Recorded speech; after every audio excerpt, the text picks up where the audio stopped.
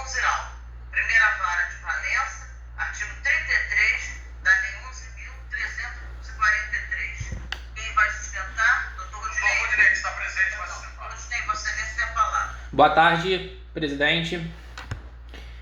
Colhendo a Câmara, eméritos julgadores, primeiramente eu gostaria de cumprimentar Vossas Excelências, eminente presidente, desembargadora Giselda Leitão Teixeira, eminente relatora, desembargadora Márcia Perrini Bodarte e a todos os eminentes desembargadores que compõem esta egrégia quarta Câmara Criminal. Eu gostaria também de, muito respeitosamente, estender os meus cumprimentos ao douto Procurador de Justiça. Excelências, trata-se de recurso de apelação interposto em face de sentença penal condenatória proferida pelo juízo da primeira vara da comarca de Valença, que impôs ao apelante uma reprimenda de 7 anos e 3 meses de reclusão em regime inicialmente fechado e 728 dias multa pela prática do crime previsto no artigo 33 da Lei 11.343. Em brevíssima síntese dos fatos, policiais militares alegam ter recebido uma denúncia anônima de que o apelante estaria praticando tráfico de drogas próximo à sua residência. Ato contínuo, os policiais se dirigiram até a localidade e afirmaram ter visto estar próximo a um veículo e que, ao perceberem a viatura, ambos empreenderam fuga e que logo em seguida arremessou algo na residência de um vizinho que posteriormente foi identificado como sendo 64,5 gramas de cocaína condicionado em 41 embalagens plásticas. Excelências, contrariamente ao que foi dito pela douta magistrada ao prolatar a respeitável sentença, o depoimento dos policiais eles não são uníssonos e muito menos coerentes. E por que eu digo isso a Vossas Excelências? Ambos os policiais que participaram da prisão, eles afirmaram em seus depoimentos em sede policial que ao entrarem na rua onde supostamente o apelante estaria praticando tráfico de drogas, eles o viram próximo a um veículo. E ao perceberem a viatura, ambos empreenderam fuga. E nesse momento o apelante supostamente teria arremessado as drogas na casa deste vizinho. No entanto, Excelências, em depoimento prestado pelos policiais em juízo sob o crivo do contraditório e da ampla defesa, ambos os policiais eles entraram em diversas contradições. E eu gostaria de começar apontando essas contradições aqui para Vossas Excelências. Vejamos aqui primeiramente um pequeno trecho do policial fala exatamente o seguinte, abre aspas, que o declarante pôde perceber que após entrarem na referida rua com a viatura, um veículo saiu em alta velocidade e estava próximo ao carro, saiu correndo com amarrados pequenos saquinhos na mão. Excelências, já em juízo, o mesmo policial ele alegou que não se recorda de nenhum carro em fuga. Muito pelo contrário, ele afirmou que não era um carro, ele afirmou que próximo ao apelante estaria uma pessoa e que essa pessoa empreendeu fuga juntamente com no momento em que visualizaram o carro da polícia.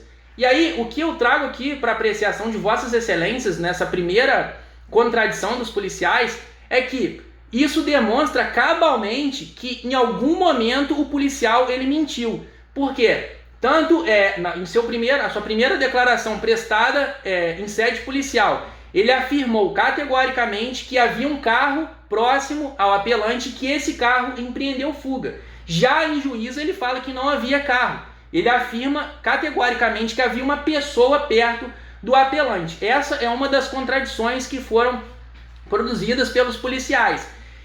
Já passando por um outro ponto, Excelências, que corrobora com esse fato, a gente tem o fato do policial alegar que na viatura estava somente ele e o policial. Já o policial ele afirma que haviam 3 policiais na viatura. E já chegamos a uma segunda contradição.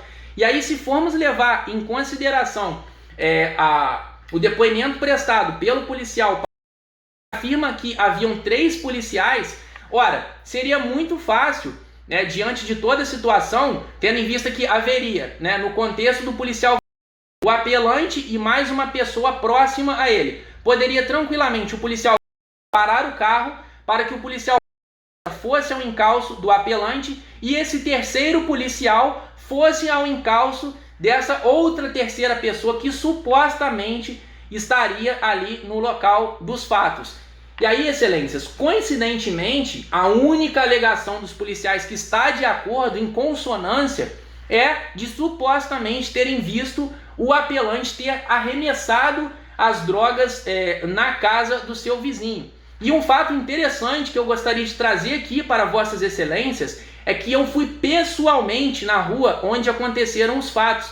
Gravei um vídeo, coloquei em formato de QR Code na própria petição das razões de apelação, demonstrando o local onde ocorreram os fatos. E que a versão trazida pelos policiais, a princípio, falando que ao entrarem na rua visualizaram o acusado, e no que pertine ao depoimento do policial, que diz que rapidamente desembarcou da viatura e foi no encalço do apelante e rapidamente o capturou, mostra-se totalmente impossível, levando-se em consideração, excelências, a enorme distância que havia na rua. Se os policiais realmente tivessem vindo por onde vieram e tivessem ido ao encalço do apelante, com certeza demoraria muito tempo para que eles o capturassem. E principalmente, os policiais alegam que o apelante estava próximo à sua residência. E se esse próximo à residência é muito distante do local de onde vieram os policiais. Então a captura ela não se daria de maneira tão rápida,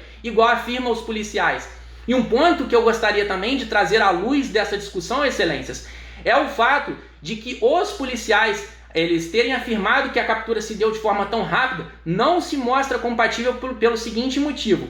O apelante, ele é obeso, ele pesa mais de 100 quilos e ele tem problemas de diabetes. Não conseguiria correr toda aquela distância que percorreu da forma com que os policiais alegam ele ter percorrido.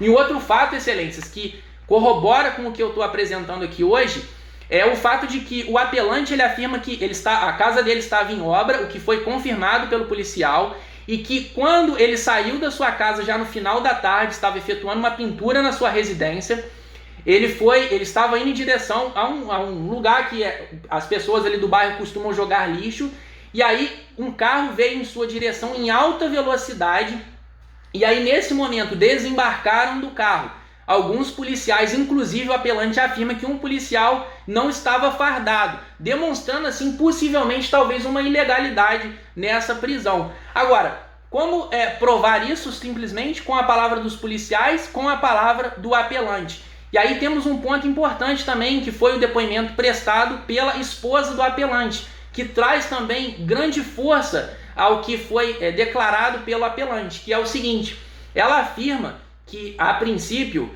quando o apelante foi preso, ela se dirigiu até a delegacia para levar para o seu marido um prato de comida. Chegando lá, ela afirmou em juízo que ela foi coagida pelos policiais que a obrigaram a falar que um dinheiro que foi apreendido na residência dela, excelências, ou seja, R$ 3.607, não pertencia a ela e que ela não saberia da origem desse dinheiro. No entanto, a douta magistrada, ao prolatar a sentença, falou que ela modificou essa alegação em sede de juízo, falando porque em sede policial ela falou que não saberia da procedência do dinheiro e em sede de juízo ela afirmou que saberia sim da procedência desse dinheiro. E aí eu trago a vossas excelências o seguinte, uma pequena reflexão. Imaginem uma mãe de 4 filhos, uma filha de 9, um filho de 11, que em um momento de desespero vai até a delegacia simplesmente para levar um prato de comida para o seu marido, chega lá, se vê acuada, segundo as suas palavras, pelos policiais que,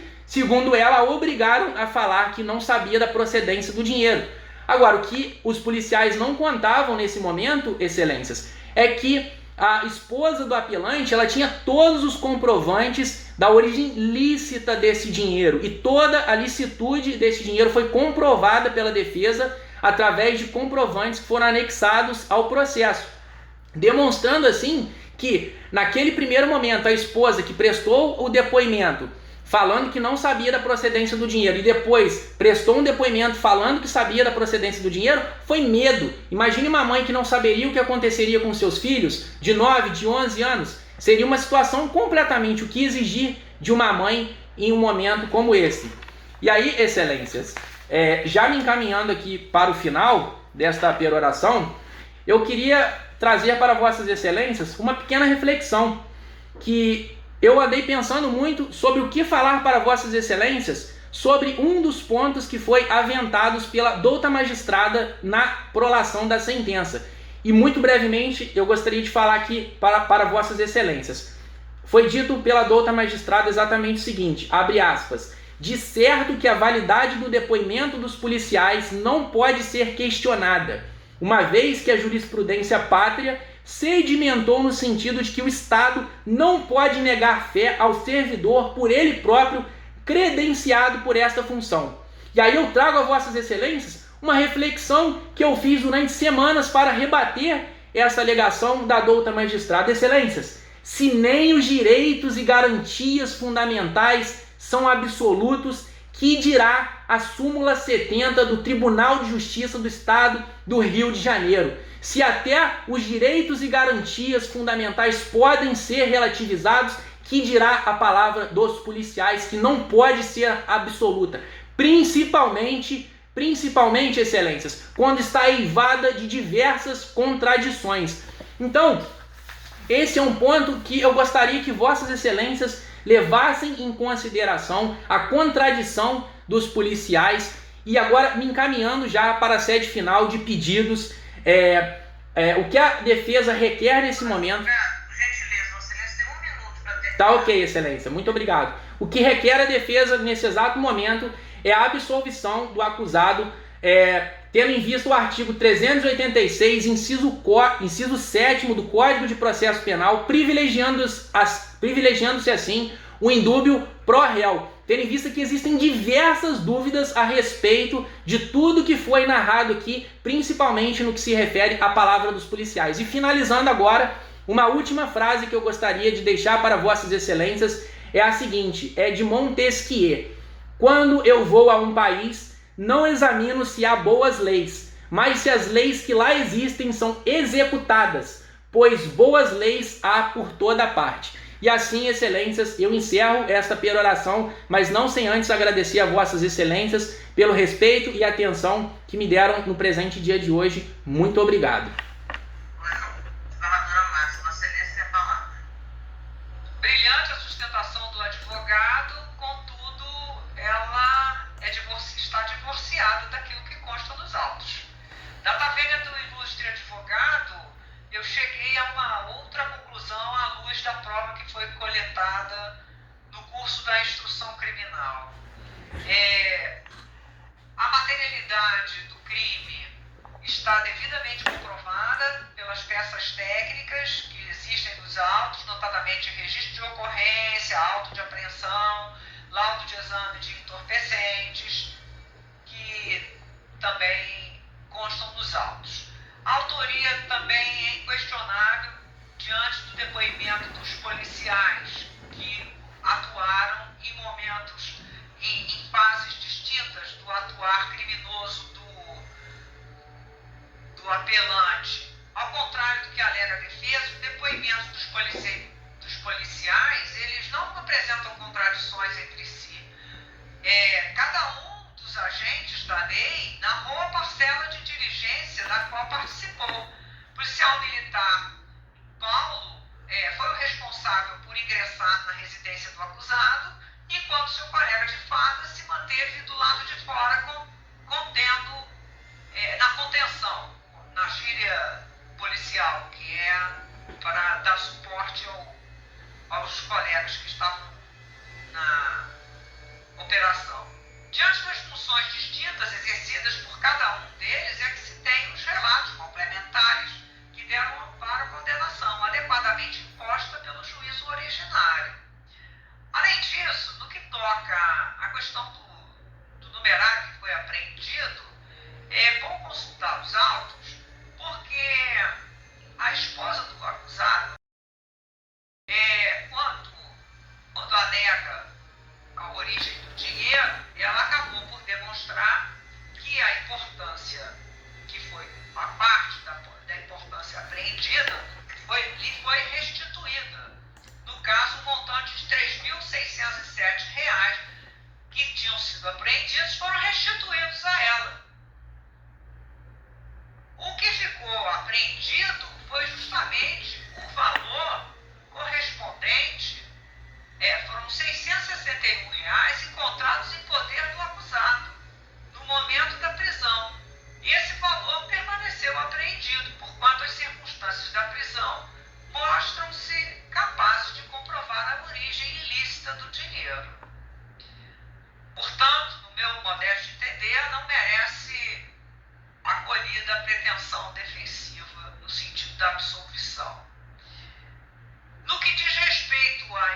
alteração da dosimetria, cabe salientar que a pena base foi majorada à luz do que dispõe o artigo 42 da Lei de Drogas e também pelo fato de tratar-se de acusado que tem uma folha de antecedentes que revela seus maus antecedentes. Além do que, trata-se de reincidente, pelo que está demonstrado na folha de antecedentes. E, portanto, levando em consideração todas essas fases da dosimetria, a juíza Acó chegou à pena final de 7 anos e 3 meses de reclusão e de 728 dias multa, que eu reputo adequada à hipótese. A multa imposta também está conforme o disposto em lei. Não há mudanças a serem realizadas nessa parcela da pena. O regime é o adequado, pois trata-se de reincidente.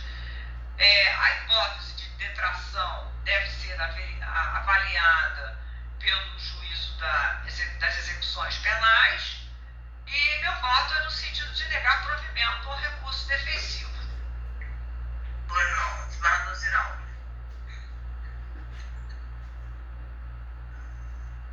Presidente, a gente aprendeu, né, ao longo do tempo, e eu já aprendi isso há muito, muito tempo, ainda quando estava do outro lado do balcão, que quando o magistrado começa a elogiar muito no início do voto, já sabe que no final a gente vai tomar uma chinelada, nossas pretensões. Mas eu gostaria de dizer, primeiramente, doutor Rudinei, que no presente caso, não. Trata-se de uma merecida homenagem à sua sustentação, que foi muito boa. Brilhante mesmo em relação ao caso que se encontra nos autos. Eu estou acompanhando integralmente a relatora, mas eu apenas queria fazer uma referência que às vezes magistrados, advogados, alguns por boa vontade, outros até por não tão boa vontade, criticam a súmula 70 e dão até outra redação à súmula 70.